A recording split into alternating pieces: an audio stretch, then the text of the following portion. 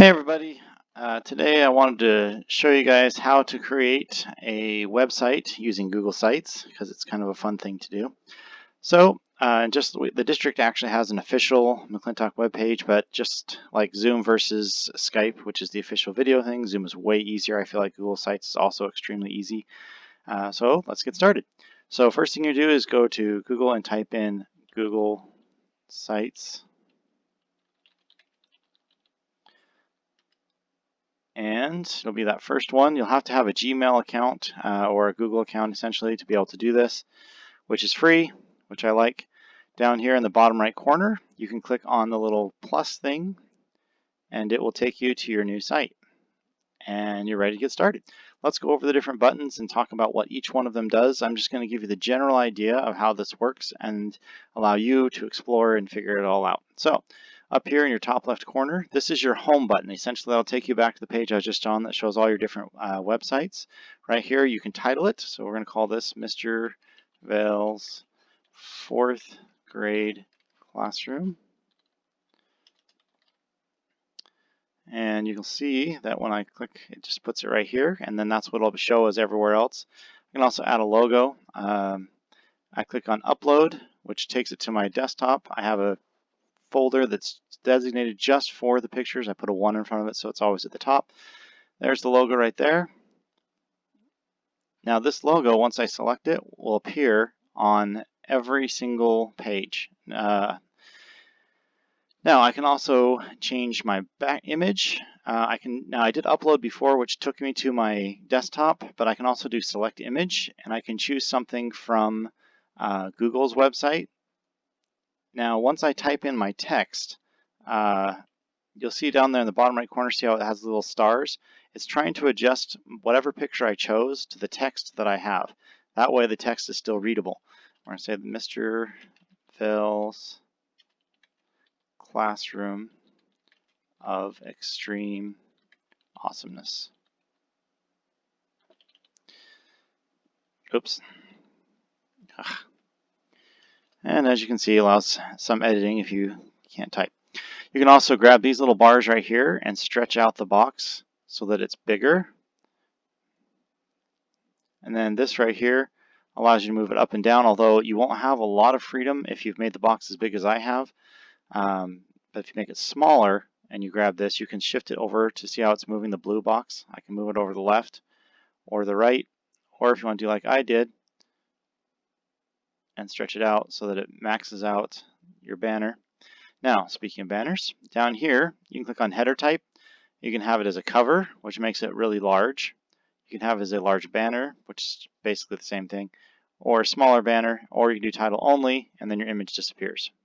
Okay, so that's that. Now you see the little star thing has appeared again. Is working on it. Now it did a readability adjustment. If you don't like the readability adjustment, then you can click on that and or remove it. On this one, there's not a whole lot of difference because the white text and the dark background already work really well together. Okay, so moving on. Up here you have your undo and redo buttons, so I can say undo what I just did and keep going back, and oh, there's one of the changes that I made. If I hit this, it puts it back to the way it was. This right here is my preview button. I'm going to use this a whole bunch during this tutorial. I'm basically going to click on this and it will show me what it looks like on a computer, on a tablet, or on a phone. So if I was on a phone, that's what it would look like. If I was on a tablet or on a computer, then of course I can exit the preview.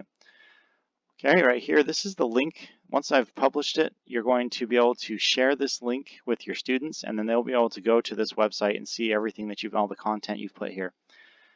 Then right here you have share with others. That is for if you want to have your teammates collaborate with you. So if all of 4th grade team is going to be creating this web page together and you're each going to have a separate page for each teacher, you can do that. Or if you're doing this as an assignment and you want each student that's going to be doing this particular assignment to have their own page that they're going to be editing, you'd add them in there. Just keep in mind that whoever you give access to has access to your entire page, not just this one part of it. So if you want to have one for your classroom and then have a separate one for assignments, you can do that, and that way it's divided. But just keep in mind that when you say share with others, it's not sharing the website, it's giving them editing capabilities or viewing capability. And if you click on that, you can see here, I can type in the names and email addresses of whoever it is I want to, and then I can change who has access and all that kind of stuff. All right. Anywho, and it also, oh, didn't mean to do that.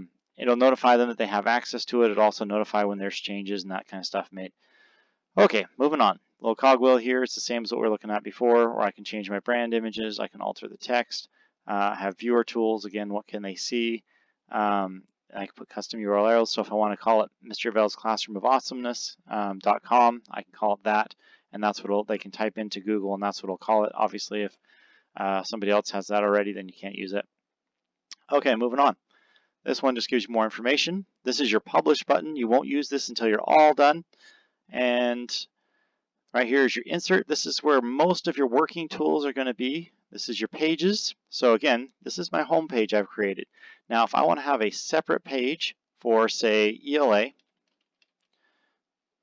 and a page for math, now notice it's copying the background and everything else I've created on that home page. Now, you can change anything at any time on any of these pages, and it will not go to the other pages. So it's just for convenience, for your convenience, it's keeping everything the same. But if you want to change your ELA page to be different, for example, then I can go upload. That takes me back here. And I want this as my background, so I say open. And you see down here it's saying adjusting for readability. And we'll see how it made it lighter. So this is without readability, with readability. See, you couldn't even see that. Now, for your text on any page, go back to, come over here to themes. Now see how it's very thin text right here? That's on simple.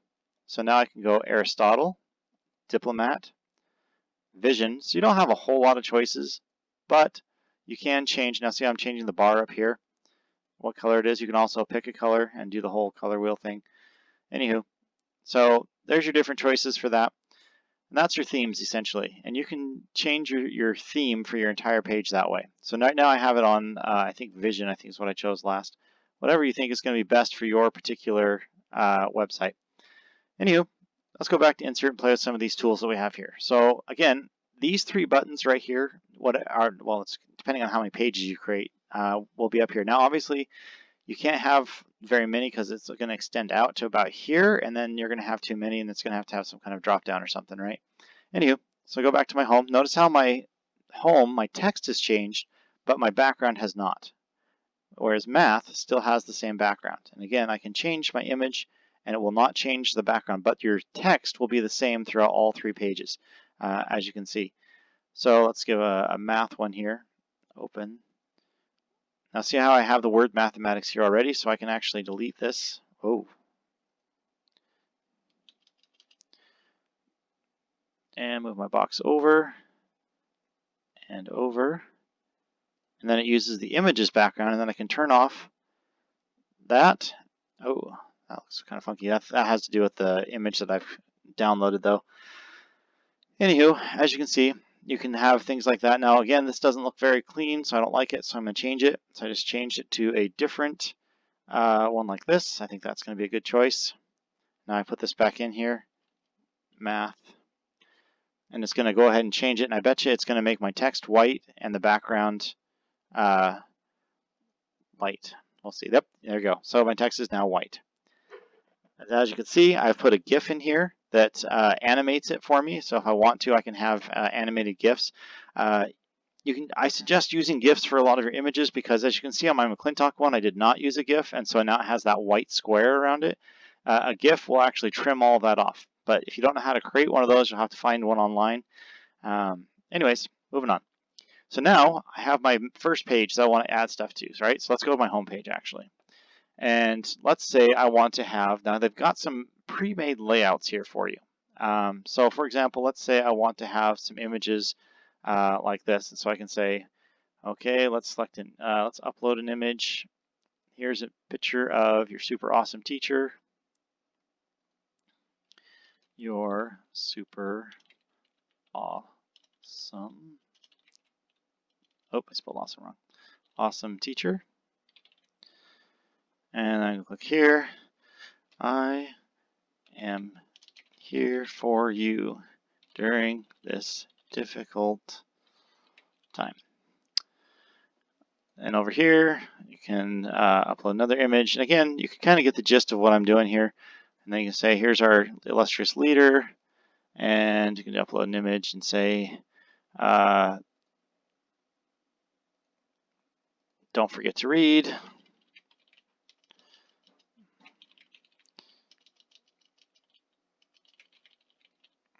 And so on. Now, I would keep your home page pretty simple because, I mean, this is going to be the everybody, everything. And of course, you can add as much as you want, something that pertains to everything. And then keep in mind that your students can then click on here if they want to see ELA. So up here, you can change this to say, check out the ELA page. And if you want to, you can even click in here and put the link to your ELA page, which is the same thing as clicking here, and then they can go there. So www.myelapage.com. Although you wouldn't do it like that, you would actually click on right here where you click the insert link. Oh, look at that. It'll default it for you. So easy. Boom. myelapage.com. Oh, I shouldn't have typed that. There we go. Now they can just click on that, and you can continue to change this every time you have something new. You can change this image and put that on there. Okay. Now again, you can have as much as you want on your first page. Let's go to ELA, for example. And now let's choose this one, and we're going to say upload, and let's choose one of my cool ones. Book reports. Click to edit text, and we'll say, today I want you to write a book report about blah, blah, blah. And so on. Now, you also want to add in some other stuff. So then you have another image here. You can also add in YouTube videos. And then you just type in how to write a book report on a narrative story.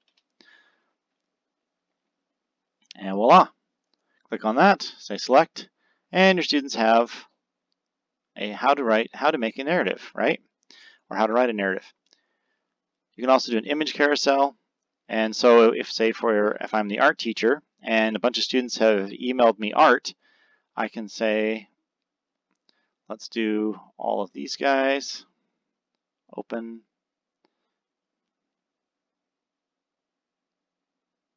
Give it a second. There they go. They're all loading in there. Almost there. Probably should have chosen less. And let's say insert. Okay, so now this will allow them to scroll through it. So if I go to my preview, and let's say I'm on a phone, I scroll down. Uh-oh. That's not working. Maybe it hasn't finished loading yet. Oh, there we go. See? And you can click it through the different images. Say, oh, look at all this cool stuff. Now you say, Mr. Bell, I want to have some text under here. Well, I just say collapsible text if I want to. And then I can say art contest winners. And then I can click down here and I can go Control V. Oh, I don't have any text. Let me grab some text from the internet really quick. There we go. So here I talk all about all the rules and everything that happened, and now this is collapsible, which means that I can make it go away. So now, art contest winners has all the names, all the rules, all that kind of stuff.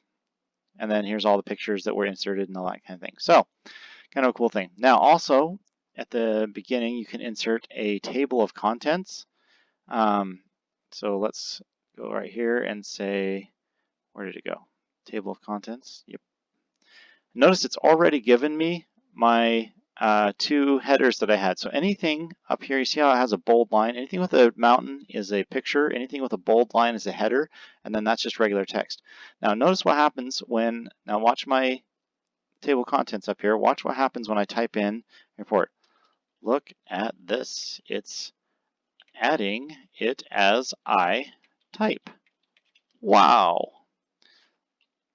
So any headers that you put in your little templates, so all 4 of these will also show up in the table of contents, and your students can click on these up here and it'll jump down to wherever that header is. Kind of cool thing. So let's talk about these tools over here. So you have, as I just showed you, table of contents, carousel. You can make a button. You have a divider that divides your page. You have your YouTube. As I showed you, you can add in a calendar. You can add maps. You can add Word documents. You can put in a slideshow, which I think is pretty cool. So for example, if I wanted to put my Classcraft slideshow in there, I say Insert. There it is. And you can see that it has slide 1. Let's go back to my preview. You'll notice that I don't think some stuff works on cell phones,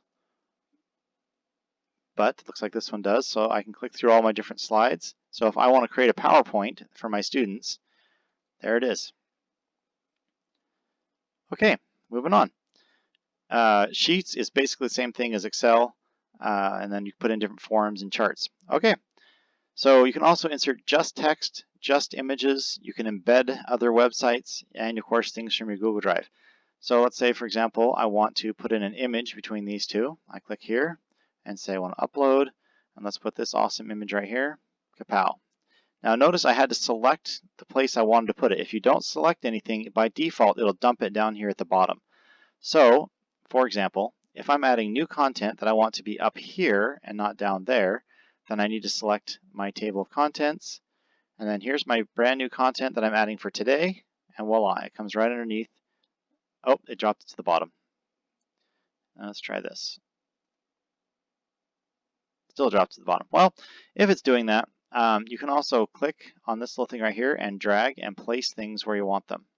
And so it should allow me to do that. I'll play with it later and see if I can figure out why it's not letting me do what I want to do. But anywho, but again, you'll have your table of contents, and so every time you add something new, your table of contents will have all of that stuff there. Okay. I can also insert a text box. There, now it's doing it. I don't know why I didn't do it before. Anywho, this is my text box for messages. And I already showed you images. Okay, so that's pretty much it. So this is just me really quick, just slapping something together. Let me click on here. This is your home button right here. Right here takes you back to everything you previously created. So for example, my first test run where I did this, I created this little thing here. Same basic idea, and I click on the home button. I also, what gave me the idea for this was if there were certain groups like the specials who wanted to have all the different specials together. What really inspired though is that Twain actually already did this, and they have an amazing website that they've created using these exact same tools. So as you can see, it has a picture of all their specialists, which I'm assuming they did since they're in Christmas uniforms before the quarantine happened.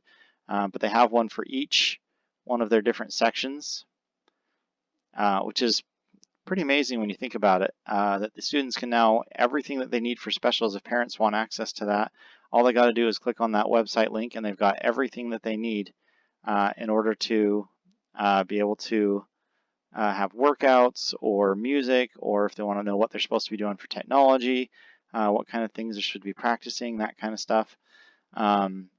Anyways, so that's pretty much it. If you have any questions, just let me know. I'm not 100% expert yet, but I can hopefully answer anything that you have. And yep, I hope you enjoy.